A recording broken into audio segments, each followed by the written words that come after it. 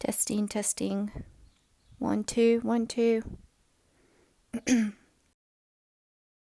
Lauren McIntyre was a National Geographic's photographer, writer, and explorer who was once brave enough to penetrate the Amazon forest, looking to engage in the life of a never-before-contacted tribe. He succeeded to find said tribe and lived with it for a couple months. He and the tribe did not speak the same language. However, McIntyre soon found out that he could communicate with the chief via telepathy in a matter he later began to call the beaming. This was a common way of communication of the tribe though. They had been using it for a long time and would refer to it as the other language. So I read about this and thought to myself, that is quite impressive. What if I can learn how to do that? I could communicate with my friends that live on the opposite side of the world. Maybe I can even communicate with animals. And so I began trying to dominate the other language. It took me almost 3.5 years of on and off practice because I wasn't home often, but I finally succeeded. The day I first experienced the beaming, I was in the backyard of my parents' house with my hand mirror, a pair of scissors, and an electric shaver. I had put in a bossa nova record and was drinking some rosé wine, trying to summon the courage to do what I wanted to do. You see, I've been watching tons of YouTube videos of young women shaving their hair off. It has been a long fantasy of mine to shave my head. And these videos were really inspiring. These women were frantic when they realized they had complete control over their bodies like that and that they were able to alter them in such a radical way. There was something so liberating about shaving your head, and I wanted to find out what it felt like. And so I was about to start shaving all my hair off when I heard a voice saying, "You will regret this. It is not your time."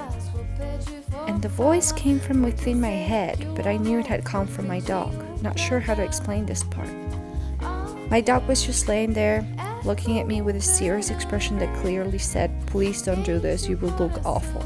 So I put my shaver down and looked straight at her. Right then and there she added, "Can you turn this shit off, please, or at least change it?" To which I replied, "Well, what would you like to listen to?" And to which she said, "Led Zeppelin would be good." And so I would listen to Led Zeppelin till the sun disappeared behind the wall and the sky became dark. I've rarely been able to listen to my dog's voice again since. Sometimes she manages to transfer some messages from her head to mine, although they're never about hairstyle advice or about what kind of music she likes. They're more of the kind of, "Can you let me out now please, I need to pee," or "Time to feed me, this bitch is hungry again." But let me tell you, I will never forget my first experience with the beaming, or how me and my dog listened to the entire Houses of the Holy record until stars began to appear in the sky. Or those girls in the video and their expression on their faces with that sudden feeling of release that followed the first shave. All those tears I cried,